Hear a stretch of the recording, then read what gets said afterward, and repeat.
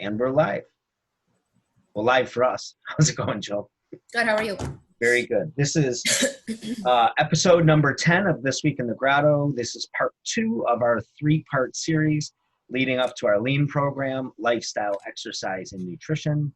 Last week in part 1, we discussed lifestyle. Today, we are going to be discussing the exercise portion of the lean program. But before we do that, we have another keychain that we have to give away. So every week we pick one of our favorite reviews from our You Evolve Buffalo Facebook page.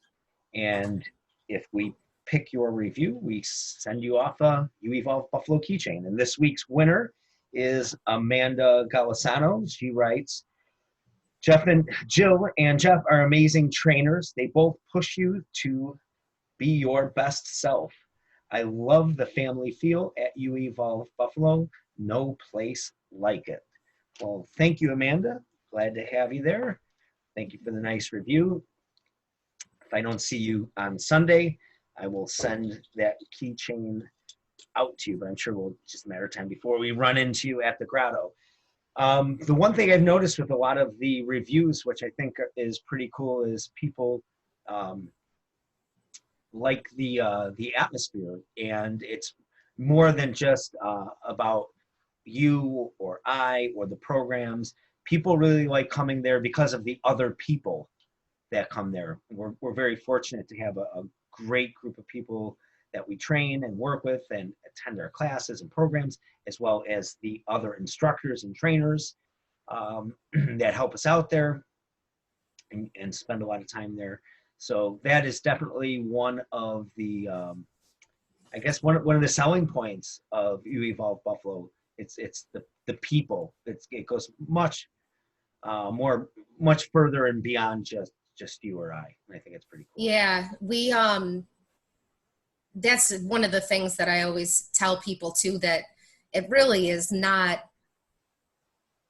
us that makes it the place what it is. You know, Mel Bush just put up that post on Facebook, and you know, she said something, you know, that we got something special, and really what's special about it is the most, I would say, is all of the clients that we have, because it's just a good support system, and genuinely truly good, kind-hearted people. For sure. You know, I know I've just worked at other places just in general, not even training, and we've worked in other places. And I would have to say this is the best. We have the best like bunch of clients. I don't think that there's a bad apple amongst any of them. No, people, we're lucky that we have really good people that tend to gravitate toward the Grotto, and then the people, you know, bring other people that are of the same, you know, mindset. So it just kind of compounds, which is very, very cool. I know we have, some announcements that we'd like to quickly run through before we get into today's topic. I think we should probably, as long as we're going to be talking a little about exercise and how it coincides with the lean program, why don't we let them know about our spring lean program?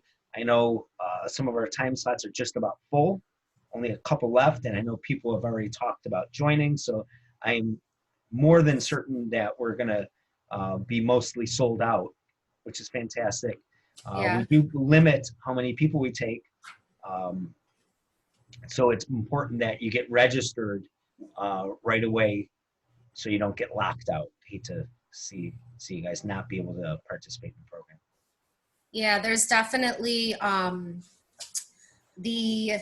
that Wednesday 6 p.m. time slot, I believe, has 4 spots left. The Saturday 8:30 a.m. has, I think, 5 spots left. And even, I mean, we have that Thursday 6 a.m., Saturday at 7:30 a.m., and the Sunday men's group, and those are all starting to fill as well. So if you're somebody who's a last minute, or if you procrastinate with your registration, this is not the program you want to wait for. And you know, we did try to make it so that way that it was a fiscally that people would be able to benefit from it. So that way, if they can't pay in full, we have other payment options where they can do installments in either 2 or 4. So that way they're not taking I guess a full hit all at once if they're trying to fit things into their budget.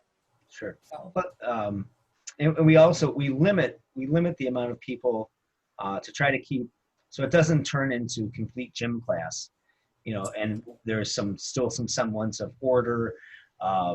We can give you more personal attention.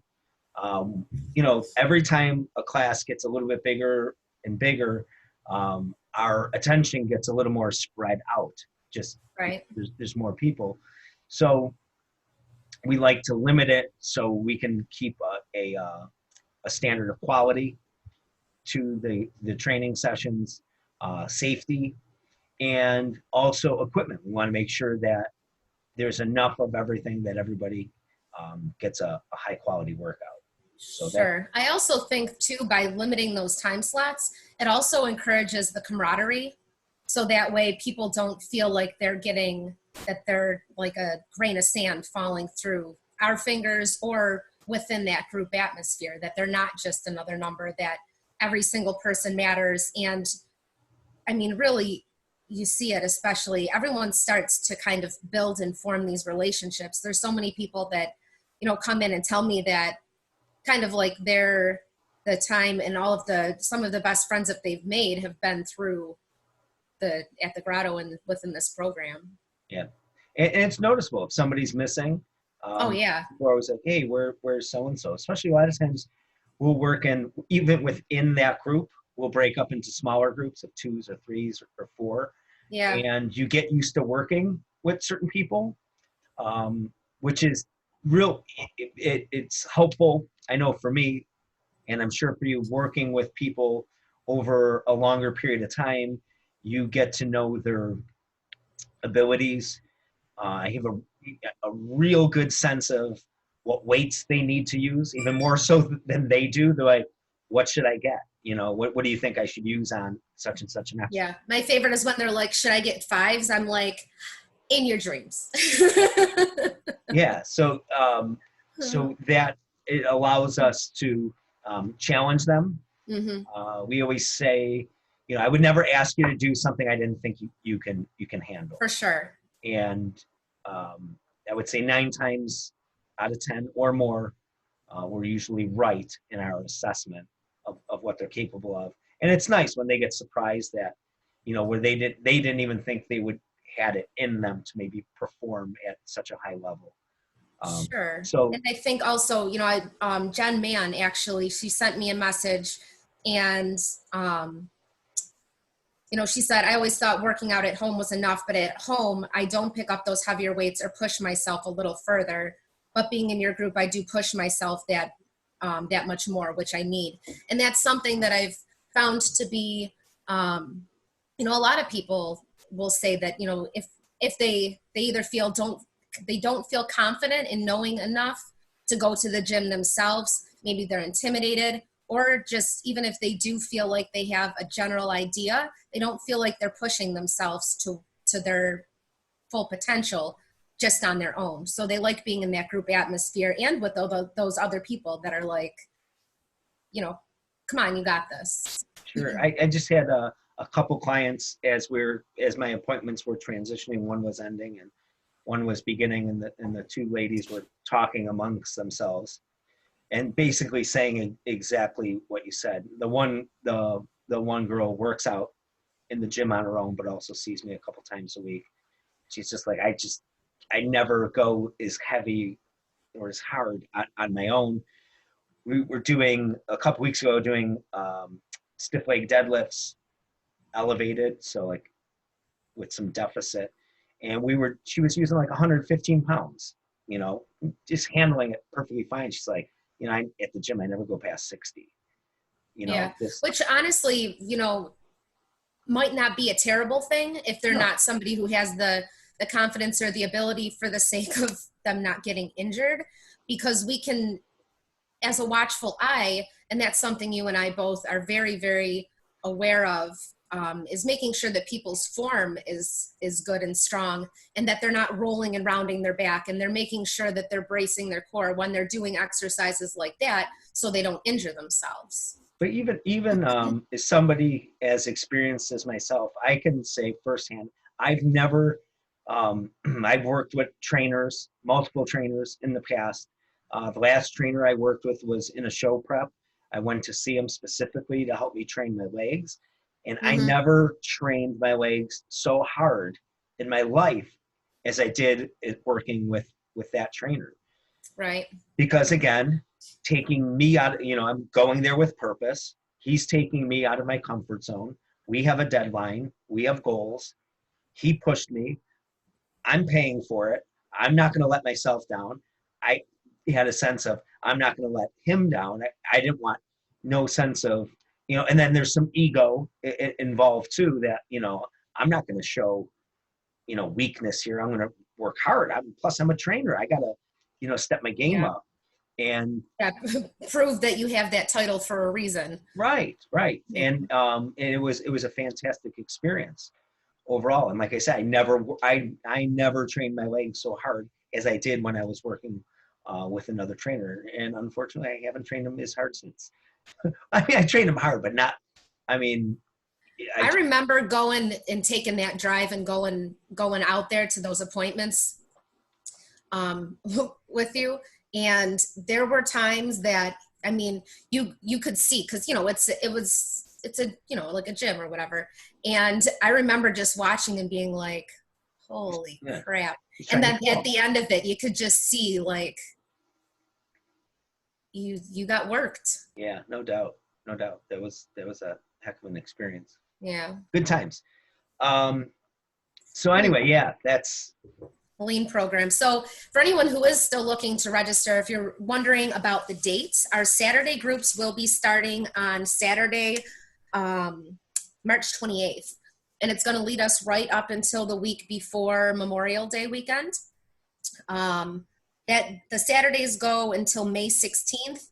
The Wednesday group will start April 1st and will go until May 20th. Thursday goes April 2nd until May 21st. So it leads us right up to just about the beginning of summer.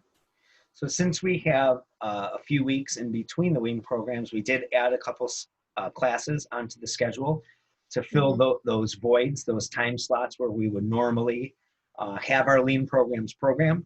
So I started in replacement for our Thursday morning Lean program over the next few weeks. I'll be holding a Thursday morning boot camp. We started this week at 6 a.m. from 6 to 6:45 a.m. So if anybody's looking for an additional morning workout, it's all the usual stuff. We're, resistance training based workout with a little bit of cardio. We use some ropes and stuff. Hopefully the weather is starting to get nice. I'm telling you, I'm thinking about pulling the prowlers out on Sunday. It's supposed to be 53. Yeah, it's supposed to be in the 50s. Yeah. So exciting. We'll see what happens. But either way, it's that's definitely right around the corner. Getting outside a little bit, opening up those boot camps to indoor and outdoor weather. That's my favorite time of year, when we're able to utilize the outside. Yeah, for sure. And it's nice. We have a third prowler this year. We haven't even used it yet. So it'll be nice to be able to put different weights on different prowlers. Moving. Yeah, don't let Richard get a hold of that one. Yeah. Stop breaking our prowlers, Richard. So yeah. And then you just said you've added a Wednesday evening bars and bells. Yeah, my Wednesday Lean program group concluded, and I am going to be, it's on the Mind Body schedule. I added a 6 p.m. to 6:45 bars and bells. That'll go, I believe the dates are the 11th, 18th, and 24th, right up through, so the rest of March it'll have that 6 p.m. time slot will be bars and bells, which is barbells, dumbbells, kettlebells, all the bells. Yep, all of them. A couple pop-up classes on the schedule this month? Yep, we have Rachel Grotto is actually coming in, and she's going to be doing a TRX fusion. So a little bit in those TRX straps, but also maybe some body weight stuff, some weighted stuff, whatever she's got planned. She's got free reign of the Grotto. So whatever she gets her hands on, that is going to be, the first one is this coming Monday, the 9th at 6:15 p.m. We also have one on Thursday, March 18th at, and then Thursday, March 24th. So she's got a few of those classes that she'll be coming in and teaching TRX Fusion. Cool. So if you're looking to try something a little bit different, or if you haven't done TRX in a while, this is your chance. Yeah. And then what's on deck with You Give Buffalo, the charity arm of You? Yeah, so for March, we have the Fight for Air Climb that is going to be on Saturday, March 21st. That is a partnership that we're also running with the American Lung Association. And it's basically you climb, I believe it's 24 flights, 740 steps. It's definitely something different. I will absolutely say that. If you're somebody who runs 5Ks, this year I unfortunately will not be able to participate, but I've been doing it. It actually just popped up into my memories. I did it starting back in 2012. And my time has gotten progressively better.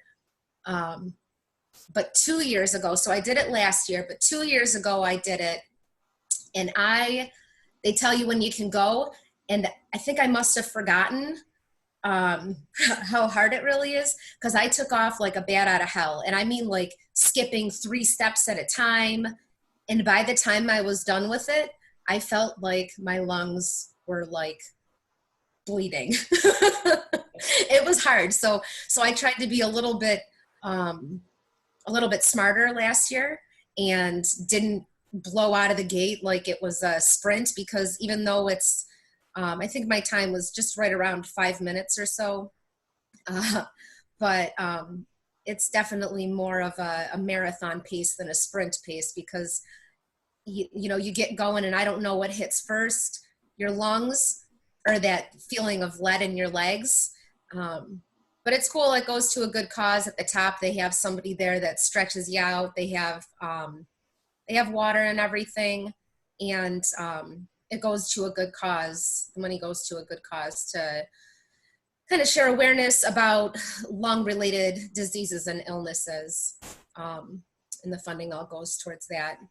And then also in April, we have a meeting set up with our You Give Buffalo team, just a Zoom call, and we're going to be talking about, I don't have the details yet, but it's called We Are Buffalo Strong, and basically it is for the homeless and homeless veterans.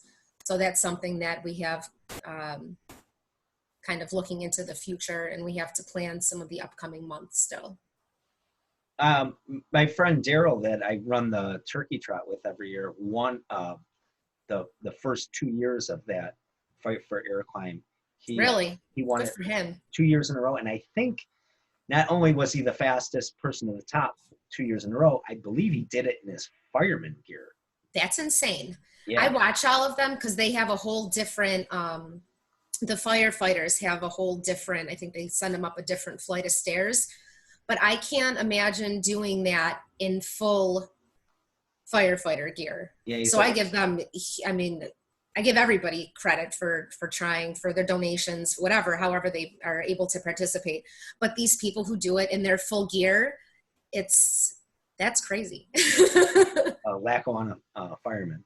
I don't even want to have to drag my own self up. I can't imagine having, 30 to 50 pounds worth of gear. I mean, they have the tanks and everything on them. Yeah, I'm sure it's at least that. Nope. All right, that's cool. Good, a lot of good stuff coming up. Yeah. So last week, our lean program is lifestyle, exercise, and nutrition. Last week was part 1, and we focused on lifestyle as being a major component of your health and fitness. And this week we're going to talk a little bit about the exercise component. The main thing, a few of the major points I would like to hit on is the type of exercise that um, is probably most important for not only weight loss, but for recompositioning your body, which is also sometimes referred to as toning. And, my basic understanding of what people generally mean by toning is losing body fat and exposing the muscle that they already have, or trying to maintain the muscle that they already have. Although sometimes I think they believe that they're building muscle and losing fat at the same time, which is pretty hard to do. And in most cases, that's not what's really happening. What is really happening is that you're losing weight and you're able to see your pre-existing muscle, and you're looking more toned. But what you're not doing is putting on slabs of muscle and losing fat at the same time. And the reason why that isn't, more than likely is not happening, is because in order to lose the body fat, you are going to be required to be in a caloric deficit. You are going to have less energy going into your enclosed system, so you can pull more energy out and expend that energy in the form of exercise or just maintenance and just everyday activities. And that energy would be derived from stored body fat. If you were to be building muscle, you would need a surplus. You would need many more calories being put into the system, because muscle has to be created from something. It's not going to be made out of thin air. So you're going to need more fats and carbohydrates and lots of protein for the amino acids to actually create new muscular structure. So that's why generally it's not going to both happen at the same time, the fat loss and the muscle building. The only case I can see for this possibly happening is if you had somebody untrained that wasn't working out, maybe was pretty overweight and eating a lot of food in excess to begin with. And then I'm just going to throw numbers around. Say somebody was eating 5,000 calories a day, which I know sounds like a lot, but it's not out of the realm of possibility. I mean, Right.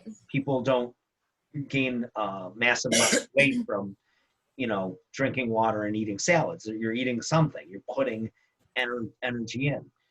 So if you were, say, eating 4,000 or 5,000 calories a day and you reduced to 3,000 calories a day, you are making a reduction in your overall caloric intake, energy input. So that could be enough to reduce body fat, because you would be taking in less than you previously were. And it still might be enough excess calories to build muscle.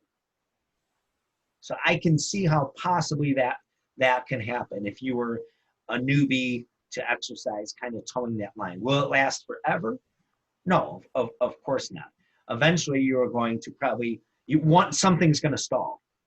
So your body's going to adapt. You're going to have to make a deeper caloric reduction, and eventually it won't be enough to continue to build muscle, but you might have an intersecting path at some point where you're able to do a little bit of both for a given period of time, but it wouldn't be for long. And again, building muscle, it's not something that's going to be done in a week or two either. It just doesn't happen that way. It takes, which we have been, we shout from the treetops, it takes time and consistency. And it's not something that's really going to happen in excess in an 8-week program. Yeah. And this is, I think, I don't know if it's a misconception or some irresponsibility by other trainers, none in particular, but just in general, that they try to say that is a possibility. I actually just recently had somebody come and tell me that they've lost like 40 pounds, but they put on 6 pounds of muscle. That their trainer told them that they put on 6 pounds of muscle, in like a 12-week period. Yeah, and pretty extreme. Right. I was like, and I didn't want to piss on what their trainer had told them, but at the same time I was like, you can definitely see that you've made some good changes. 6 pounds of muscle in 12, and this is an experienced lifter. This isn't that scenario where they've newbie gains. Yeah, they don't have newbie gains. I This mean, is somebody who's been is lifting it a male for or a years. female? It's a female. Which is even less likely that would be the case, Right. just because of the lack of testosterone. Right, and she's not a steroid user either, so it's not right. I'm assuming. Yeah, it was just. If she was, that would be totally plausible then.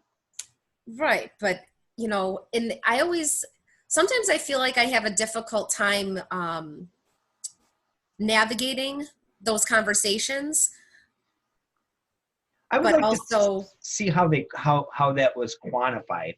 Did they have any DEXA scans, any data, any type of information to show that body compositioning, or was it just like they're just blowing smoke talking? It sounded like it was some smoke blowing is from the sounds of it, what I've gathered from the conversation. But I think that you hear stuff like that all the time about, oh, muscle weighs more than fat, so the scale went up, but I've been working out, so I just must have first of all, that's added muscle on. It's not right. Well, you and I know that that's not even a true statement, but people don't know that. Yeah, that's the pound of what weighs more, a pound of lead or a pound of feathers. A pound's a pound. Right. Doesn't matter what it is, a pound's a pound. A funny story on a side note, I was doing a prep, a contest prep with a client. So we're weighing and measuring the food. And it was chicken. She was measuring her chicken in ounces. This is so funny. She told me she was weighing them in shot glasses. She was measuring her chicken in shot glasses. I said, what? Yeah, that's right. I go, what? How are you measuring, 4 ounces, 6 ounces of chicken? She's like, a shot's an ounce.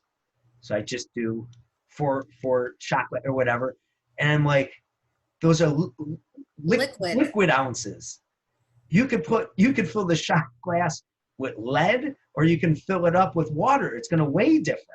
You can't measure your chicken in shot glasses. It's like, why not? It's an ounce. I'm like, no, it doesn't work that way. You have to weigh it. It has to be a weighed ounce, not a liquid ounce. I'll never forget that. I just thought it was funny. But I guess you don't know. She's just like, oh, it's an ounce. But it doesn't work that way. So you can see how people can make mistakes. But it was just funny. It made me think of that. That is don't weigh your chicken in shot glasses.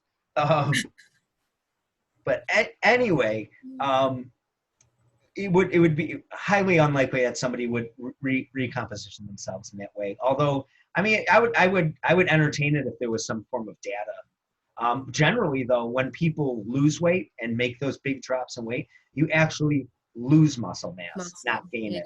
And you see it all the time. That's one of the biggest concerns when somebody is preparing for a body composition competition, bodybuilding, figure, bikini. Right. You know that you have to strip so much body fat off to really get down lean and ripped and, to the bones, so to speak, that it's impossible to lose 100% just body fat without tapping into some muscle, bone, connective tissue, sure. Stuff like that, which you want to avoid doing that. You want to mitigate that as best you can, but you're going to take some losses on that end. So that's something that has to be carefully monitored and watched. And I'm going through that right now with a client as we're 2 weeks out, and just had a conversation this morning. We're pulling back on the cardio. Got to start peeling some of that back. There's not enough food to support all this exercise. The leanness is there. All we have to do is put the finishing. Ride it in. Yeah, we're going to ride it in. We're going to just make a couple tweaks at the end, but we can't risk losing any more muscle. Sure. Well, and especially at that point too, and because I know that she loves to run, but if there's not enough going in, then people don't understand that you're at that point your body isn't tapping in and using. I mean, especially at that point, she doesn't have much fat left on her, and there's not at all. So it's going to start basically eating away at the muscle. Yeah. And I don't think that people understand that. And that's why I've had people that are like, so what do I need to do? Do I need to do more cardio and I'm like, well, how's your food? And that's always the first thing that I try to address with people, just from a general fitness standpoint, which I'm sure we'll talk about more next week in the nutrition portion of it. But when they're asking about what they should be doing and they ask about the cardio, I'm like, well, why are you wanting to do more cardio? And so we have kind of a conversation about the resistance training and the cardio and kind of the why behind what they're trying to accomplish. The question I'm surprised I don't get asked more, and I usually have to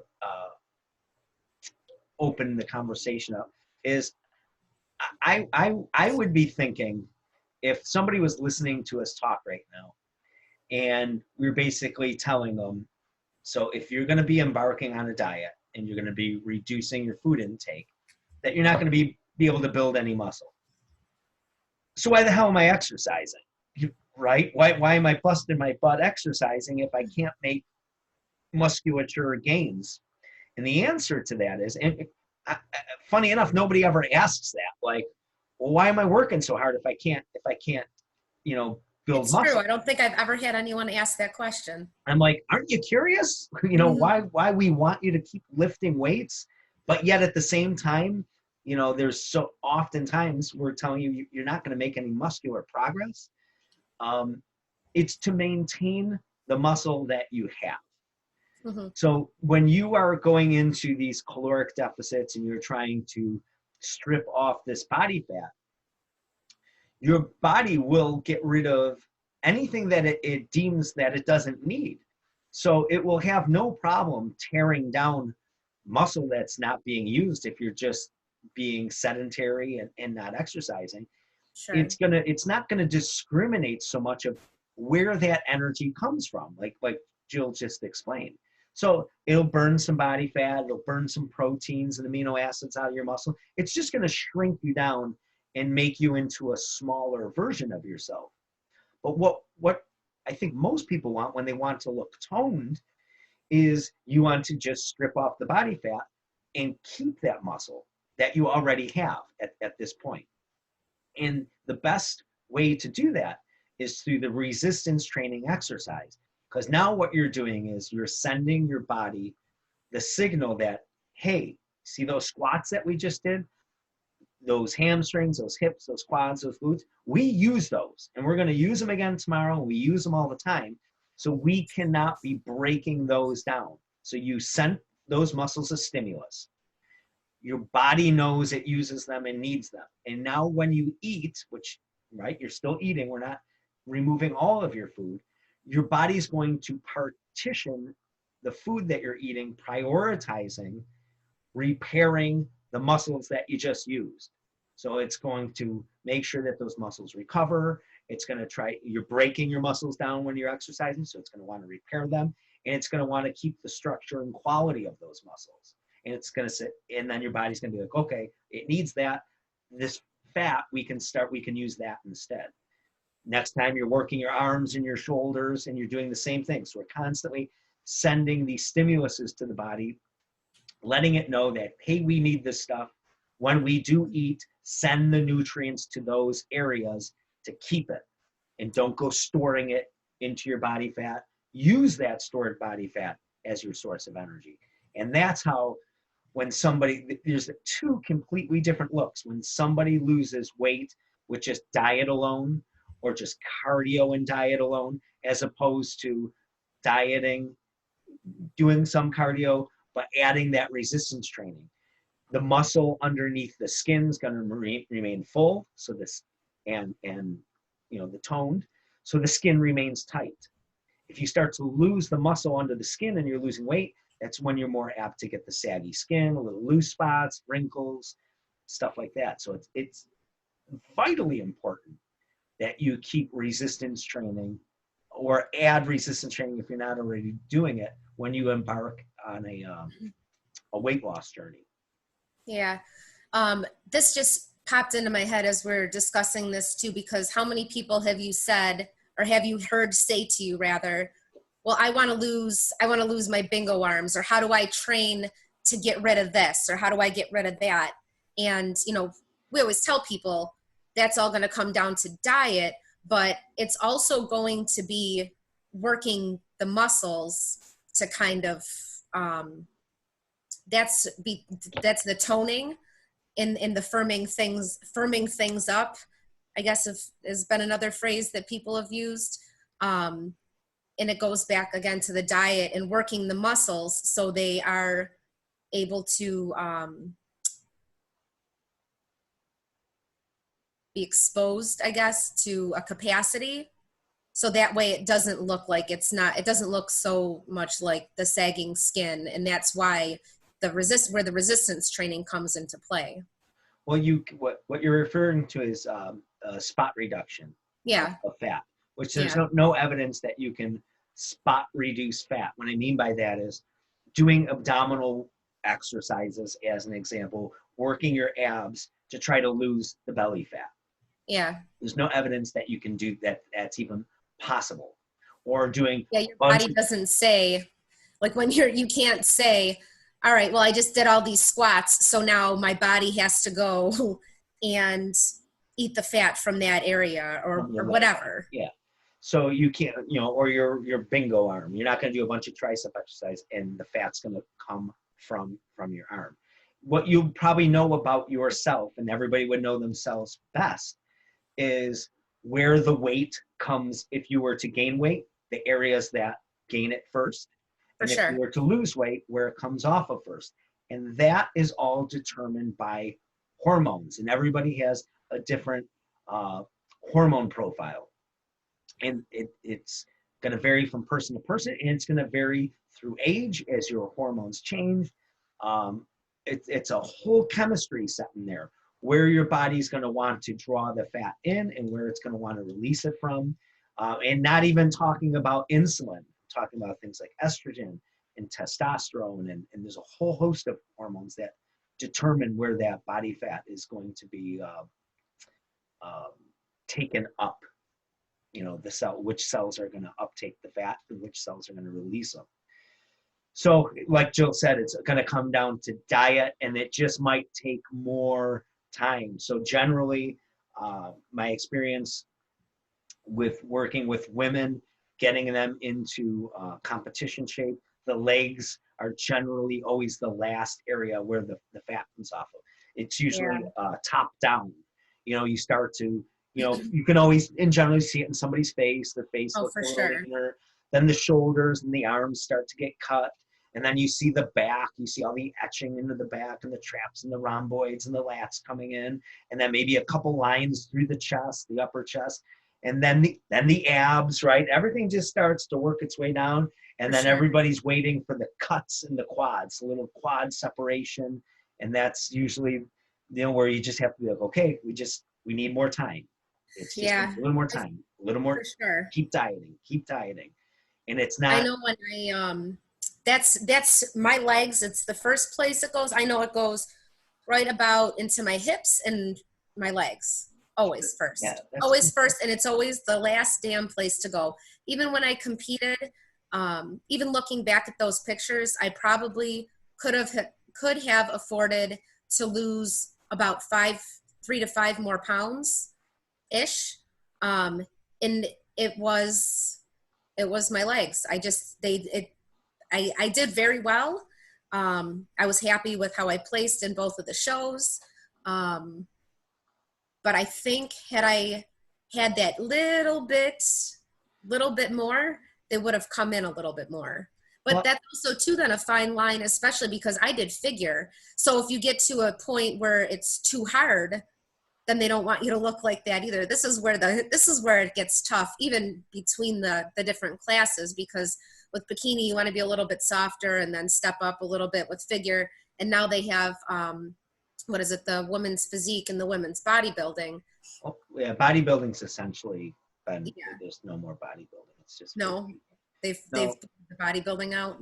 There's so physique is kind of the top, but I know in the NPC they did add a fourth class called the wellness class, which is between bikini and figure. So what they're looking for there, I know this sounds crazy, but they're looking for more of an athletic, maybe more like CrossFit type look with the thicker legs, Sure.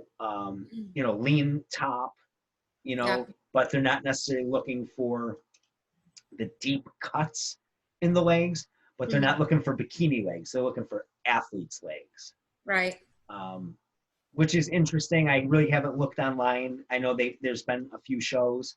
From what I understand, um, the class came out really well. Like the criteria, what they were looking for was well defined, and the competitors and the class stuck out on its own. But I didn't do enough research on and actually seeing that yet. But there is a fourth class in the NPC. I'm sure it's just a matter of time before that's everywhere. Sure. But yeah, I mean, so going back to what we were talking about, it's the very last place. It's the first place to come on and one of the last places to go. But I don't think in the case of somebody, even using yourself as an example, as the first time competing, getting down into that really, really low body fat percentage, you might have been, and we wouldn't know unless you actually went through the process. But wherever you were, if you tried to get that 3 to 5 pounds off to try to cut your legs more, that doesn't mean that it would have came off your legs. You might have True. ruined your upper body by losing more muscle, Sure. and you could have came in worse. So what I possibly, you don't know until you actually go through it. But what the better plan might have been was, you go in, you compete like you did, you have a off season where you come out of the show, minimize the body fat that you put back on, try to keep it to like 10, 15 pounds, continue to train hard, give it 6 months to a year, and then you come right back and then take off that off season weight and then try to get that extra 3 to 5 pounds back off. And then I think your legs would come Yeah. in the That would second be time. interesting to see because I know, we talked about, I don't know, recently, just like the post show and the rebound. I did not rebound well. No, most I people. didn't. I didn't. I did get back to then where, at least for right now, I feel pretty comfortable. Um, and it's funny because it's gone back and forth in my head for years, competing again. And um, I just don't know. It's something like, it's something that it's like, oh, and it's usually during competition season. Like I see Kristen, right now, and I'm like, man, maybe I would like to do that again. And then I'm talking yesterday with Scott, and he was talking about basically the process of it. And it's a big commitment, and it's not just a commitment for yourself. It's something that affects everybody around you, you know Sure. but it's definitely something that I would possibly potentially entertain again. And just because I like to have something to work towards. I haven't really worked towards anything besides general fitness in that regard, but it would be interesting to then see what a difference, especially too, because when I competed, that was 6 years ago. So just to see the difference between then and after lifting for 6 more years.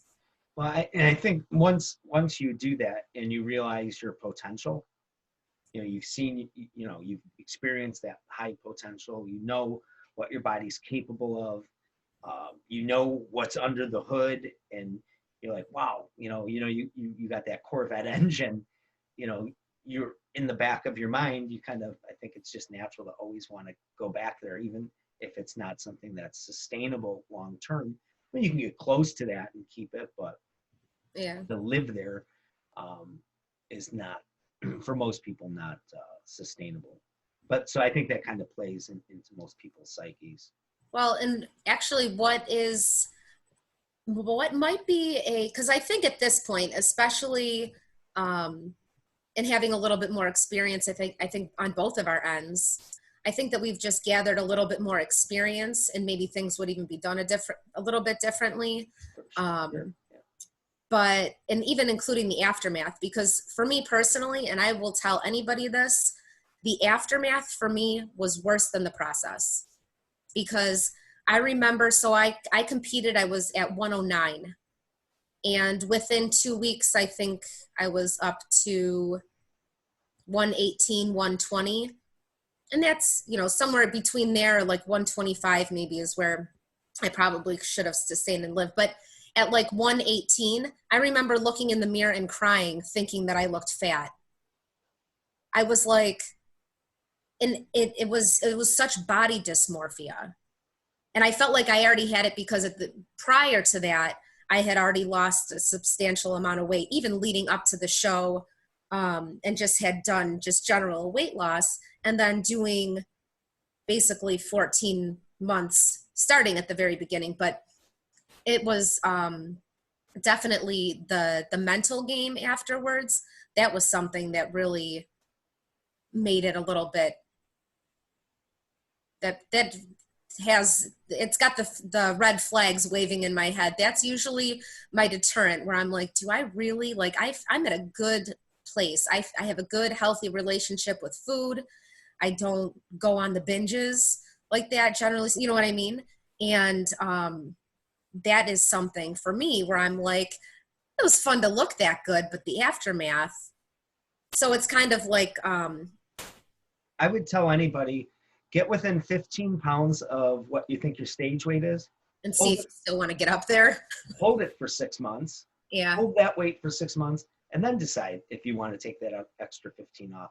If you really love the competition aspect, or you're just looking to get in shape. If you're just looking to get in shape, get within 15 pounds. You'll be in the best shape of your life, but try to maintain it.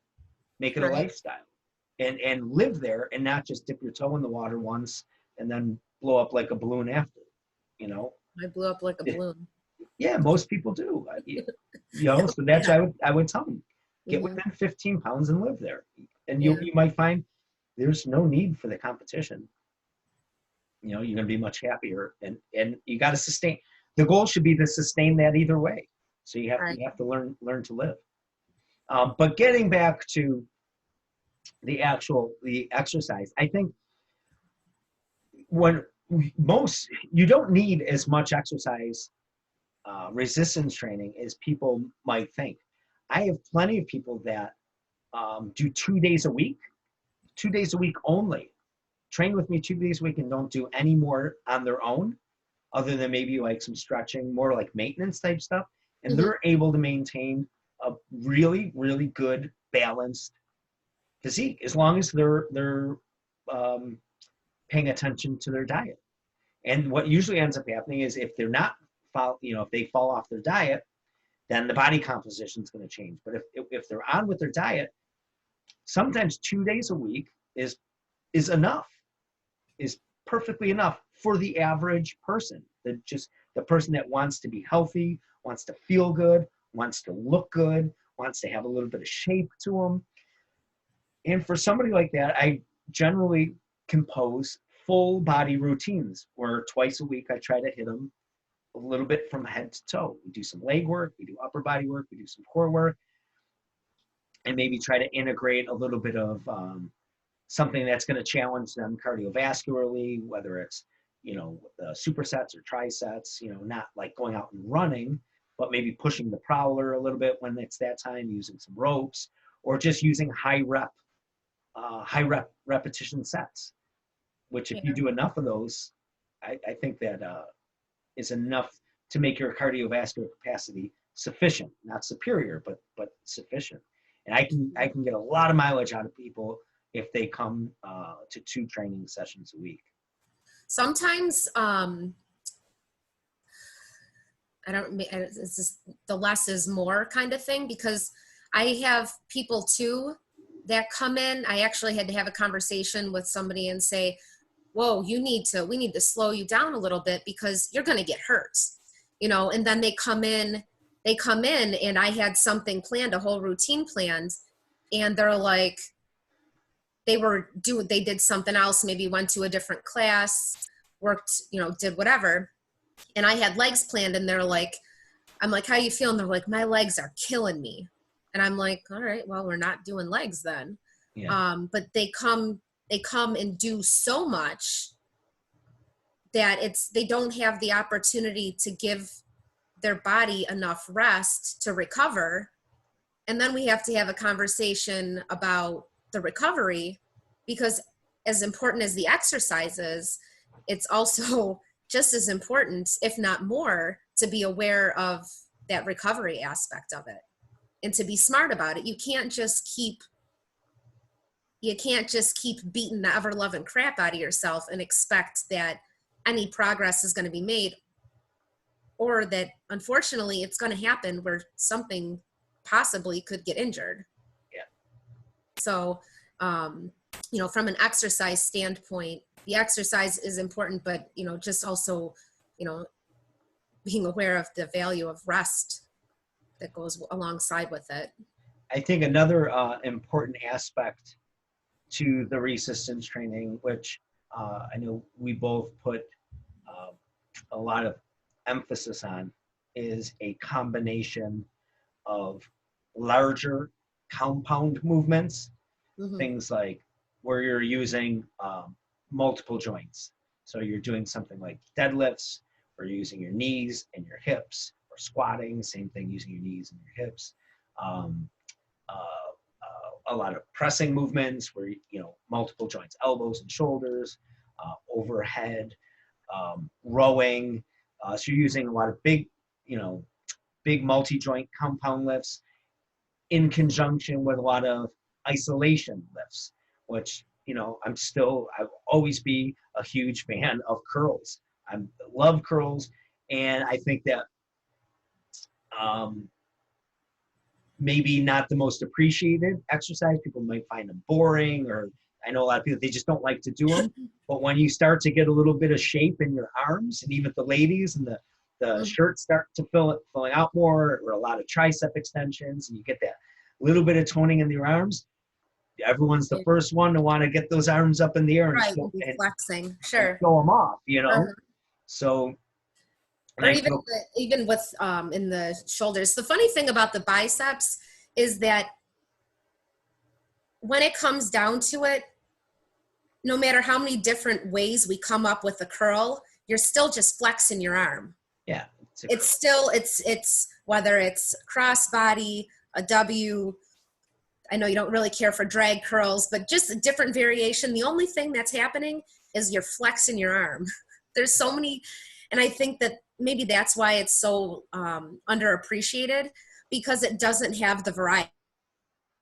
I think you and I are okay. I don't come up with, for myself, anything crazy. I change, some of the accessory exercises, sometimes the time under tension, the weight use, the rep scheme, as we do with our clients. But I feel like I'm constantly trying to come up with and look for more exciting exercises so people don't get bored. And when it comes to curls, it's just, you're flexing. Yeah, that's it.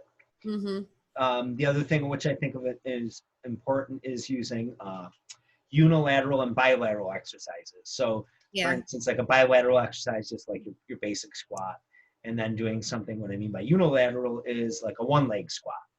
or you're just using, or picture doing dumbbell presses and then just doing like a single arm press. Same thing, shoulder arm press with both arms, or just having one working arm, which I love to do, especially with overhead presses, one arm at a time as opposed to two. I feel like I can concentrate a little better, stay a little more focused.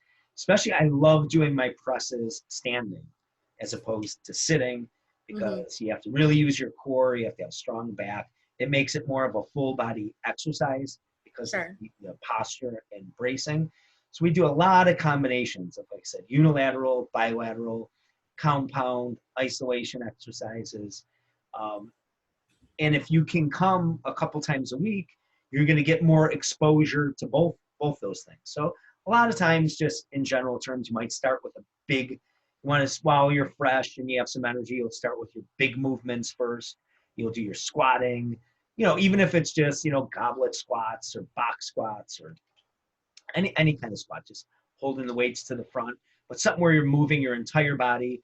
It's going to tire you out because you're using all the big muscle groups. It's going to require a lot of core stability. And then you start working into your single leg squats or maybe hamstring curls, and start to pare things down a little bit. And then the same thing with the upper body. You might start off with some barbell movements and then some unilateral movements, work eventually whittling your way down into those biceps and triceps. But if you can come 2-3 times a week, that gives us a greater opportunity to give you more exposure to all those, different movements. And don't think for a minute that any of that stuff is random. It's all by design. And you might be surprised that, we're managing, people that train with us one-on-one, they train with us in small groups, and then they're in programs and they come into classes.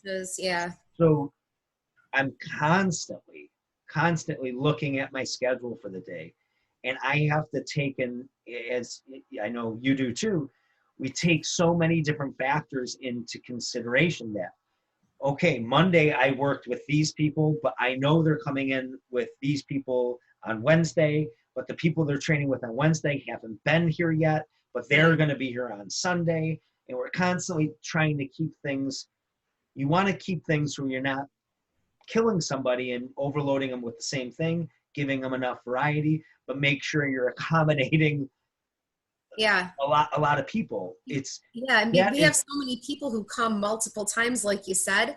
Sometimes it gets tough where I'm like, oh my God, we just did A, B, and C. Yeah, I have to change this because I have to. You're trying to accommodate the group. If it's a class, if it's a program, but also taking into consideration if you did work with somebody earlier in the week or you have to work with them later in the week. Sure. All those things are taken into play. And I think that's some of our greatest attributes. Personally, you and I as trainers, if we're pretty good at anything, it's taking those things into consideration and factoring it all in. It's not always going to be perfect. Sure. And there's going to be time, and there's obviously going to be times where somebody might be coming to you and then they come to me the next day. I have a plan in place, whether it's in my class or program, and I don't know exactly, or they took Vanessa's class or they took Maureen's class, and I don't know what they did. And I can't factor in. I can only accommodate with what I have to work with. So it's not a perfect system, but it's funny. Always under consideration. We'll be like, we just like, I don't remember what exercise it was. They were like, oh, we just did this with Jeff. And I was like, didn't know. Cause I don't think people realize, like, as much as you and I are together and whatever, we don't talk about what we're planning for our groups or our classes. So like anything you come up with or anything I come up with, I don't have a damn clue what you did unless I'm there and I visibly maybe see like what you did with your group today, but not even, it's more out of it's peripheral. Right. It's not like I'm like watching every single thing and have every aspect of your workout, and people will come in. I'm like, I have no idea what you that can't be expected. There's no way. But, the other thing that I feel like we do well with taking into consideration is also being aware of people when they come in and ailments that they have. And the modifications, I feel like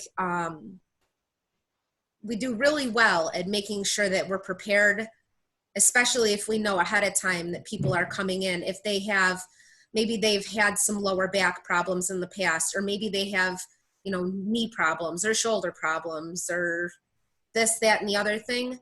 And we're able to still cater to the general demographic, but also come up with some improvisations of what they need to, so that they can still maximally benefit from the workout and not freaking leave and hurt themselves. Because we can't just, you know, if we know that they're injured, we can't expect, you know, if you have nagging knee problems, we can't expect them to be doing plyometric movements, you know, where they're jumping. Yeah. And it's something that we take into consideration that I know I've heard of other places that maybe necessarily do not.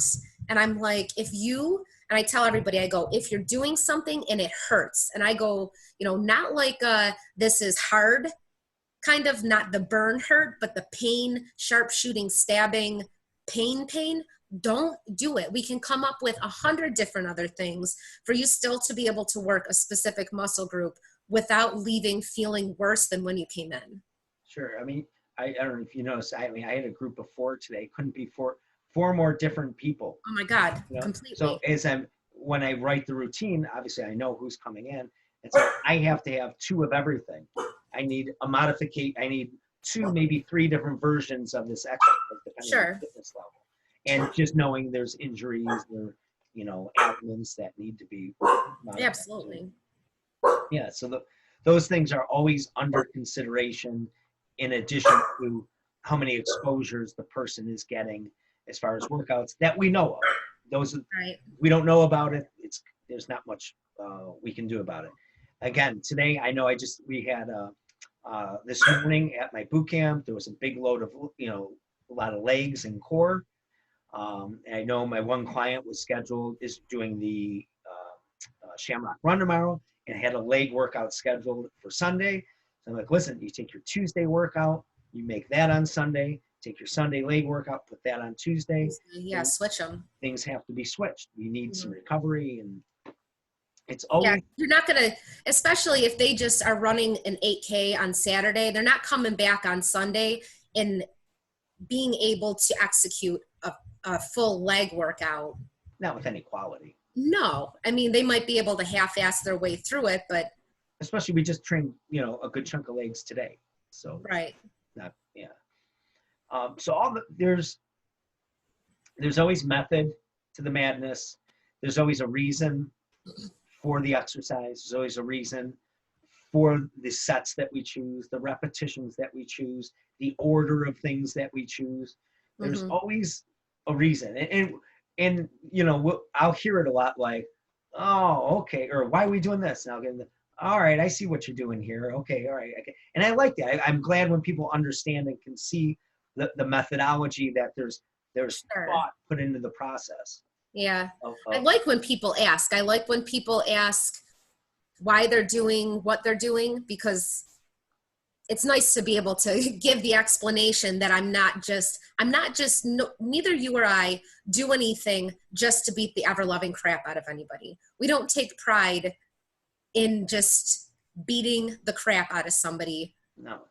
It's not, you know, there's workouts that are definitely, I think, harder than others. There's some that are, I don't want to say easier, but maybe not as difficult.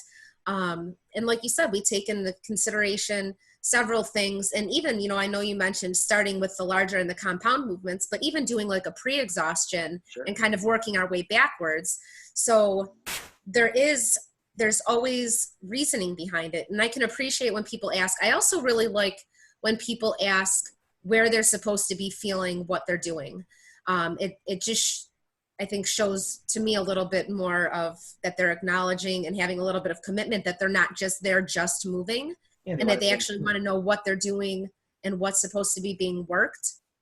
And I've had to, even especially like with back exercises, people have a difficult time using their lats and actually doing a back exercise and using their back muscles, and not turning it to where it's just basically like doing rows where they're using more shoulder than back muscle. So I've even taken them over to that pull down machine and given them a wide grip and, you know, explain to them, pull their shoulders back, draw your elbows down. And they're like, oh, this is where I'm supposed to feel that exercise. So then they're able to kind of use that muscle, the mind muscle connection, and focus on the muscle that's supposed to be being used. So they're actually getting the benefit, and it's not them just mindlessly moving. The other benefit of the exercise, besides all this recompositioning of the body that we've been talking about, is the strength aspect.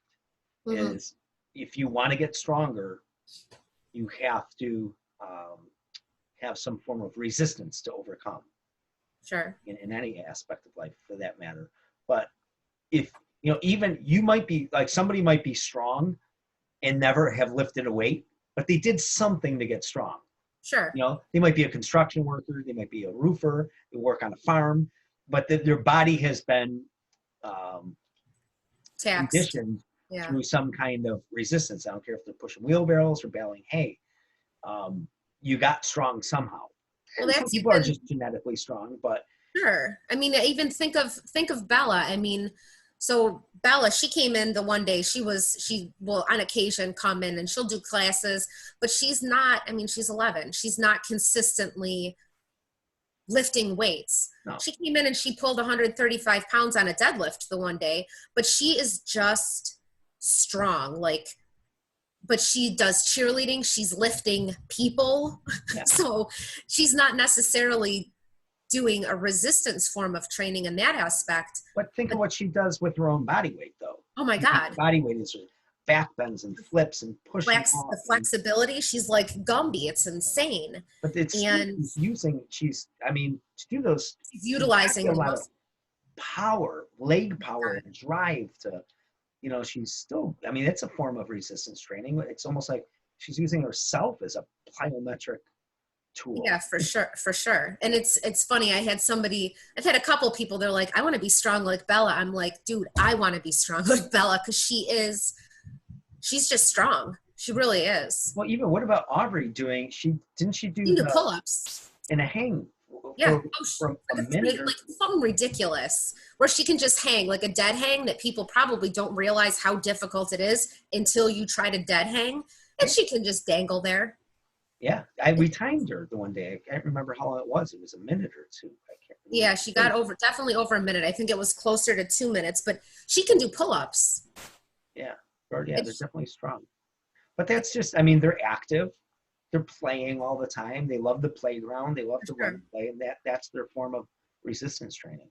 Mm-hmm. As adults, we do less of that if you don't have a physically active job. And most of the time, the strength gains that you're going to make, and again, because remember, strength is not necessarily because you're building more muscle. You're not necessarily getting stronger because you're building more muscle. You're training the muscle that you already have to be more efficient at movements. No different than the golf swing, right? So you hit the ball 100 yards, you take some lessons, you hit it 150 yards, 200 yards. It doesn't mean you're building more muscle, and that's why the ball's flying. You're becoming more efficient at your swing and your movement. No different than if I put a barbell on your chest the first time you go to press it, it's going to press like shit. The second time, you're going to suck. The third time, you're going to be okay. Hopefully by the fourth time, you're a little bit better, and then you become good. And that's just through practice, you know, shit, suck, okay, good, better. Yeah. You know, it's practice. And then, you know, you can decide, all right, is the goal here to put on more mass? Because more mass will eventually lead to more strength and that type of thing. But that's only going to come through exercise and resistance training. You're not going to run a 5K and you're going to build some pretty good endurance. But it's not necessarily going to translate to better muscular composition or power. I mean, look at a marathon runner. They're not necessarily known for their physiques. Bulk. Yeah, no, they don't. Well, because they want to be endurance. You don't want to be, you want to be bulky. You want to be aerodynamic and light. The less, you don't want to run for, 26 miles with any more baggage than you need to. I don't want to run for 26 miles at all. That's why you don't. I know. I think that sums up the need for, I think we covered everything, the need for exercise and Oh really yeah, we could go making a on. case for it to be part of your normal routine, your life routine. It blows my mind out. I don't know how people can get into a routine and then just like Fall off. stop. Yeah, I don't know. I just, I mean, I understand that. I know it happens, but boy, it would throw me for a loop voluntarily. Now, if something happens and you get sick and, stuff Sure. like that, but Different to, scenario. you can see progress, you're getting strong, and you weren't able to even press 10-pound dumbbells. Now you're up to 12s and 15s, and you went through that initial soreness that first week or two where you're, The first couple of weeks are tough, especially yeah, once you get through that, it's like, okay, we're in the clear now. Let's keep it going. to a certain point. Yeah, I Right. think But that. the worst is over. Yeah, Nothing's gonna generally be as bad as that beginning. Even if you do get yeah, that deep soreness, you might be like, oh my God, this feels like the first time. But at least you felt it before, and you've you know, experienced it. It's not complete shock. right. I think the only other thing that I can think about the resistance training, I know we kind of touched on it, but the benefits of it too, um, also just in your joints, in your ligaments, the bones, the strength that that creates. And it also is good. They actually recommend resistance training and exercise just in general um, to kind of combat Alzheimer's and dementia because it actually helps with brain cell regrowth and stimulation. Sure. I mean, you're the blood flow that you're Mhm. pumping when you do that. Same thing with cardio. But again, like you mentioned, the bone density, Mhm. bone strength. There's a difference. There's bone strength, and then there's bone density. And resistance training is going to be superior for both, even superior than to taking supplements, calcium supplements, and some of these other phosphorus supplements. Basically, what they're doing is, so you have, let's say you have a bone, and then imagine just putting like clay on the outside to make the bone bigger. So yes, you are giving it some more um, mass, but that doesn't necessarily mean that the actual bone underneath Trail. is Yeah. any stronger or Right. any more dense. What happens is, you can remember, a muscle has an insertion on two ends. Every muscle in your body except for your tongue has an insertion point at two ends. So when you put resistance, let's say you're doing a squat, right? And that weight is, on your back, and that femur is bending, that bone, there's going to be resistance as those tendons bend and those muscles bend. And you're not only making little micro tears into your muscles, which is what you're trying to do, because then those, Yeah, that's a good thing. We should let people know you do want the micro tears. That's a good thing, and that's not bad. sure, because that's how you're going to spark growth into that Hmm. muscle. Yeah, So when they then, assuming you have a proper diet, the nutrients are going to go there post workout. It's going to repair that damage, and then hopefully, again, if you're following, a solid nutrition plan, you'll have enough of the proper nutrients to make those areas not just repair, but repair and grow. Well, the same thing happens to your bones. You're making microfractions in your bones as well too. And then the same thing, all those nutrients are going to go to the bones. People don't realize how much blood flow, there's blood flow through your bones. That's how the nutrients are travel there and repair the bone and make that bone denser and stronger, no different than it does to your muscle, makes it denser and stronger. And also to your tendons, you're making micro tears in those tendons. The tendons repair, and you want that connective tissue to be stronger too. And it has to be challenged through exercise. It's not just the muscle, it's everything. And if you Yeah. don't use good form when you're exercising, you could be putting too much tension and damage into your tendons. And that's why we try to make sure that we correct those mistakes, because that's how you get hurt is, when you're out of position and, the weight pulling on your tendons, and instead of being placed into the muscle. So I think we nailed it. What's that? I said, I think we nailed it all now. Yeah. They're all, the case being made why you need to have consistent resistance training into your routine. For sure. All right, Jill, we'll pick up with part 3 of this series next week, and we'll hone in on the nutrition aspect, because that is the linchpin. You can exercise all you want. If it's not accompanied with good nutrition, you might just be spinning your wheels in the mud. So, okay, thanks for listening, everyone, and we'll catch you next week.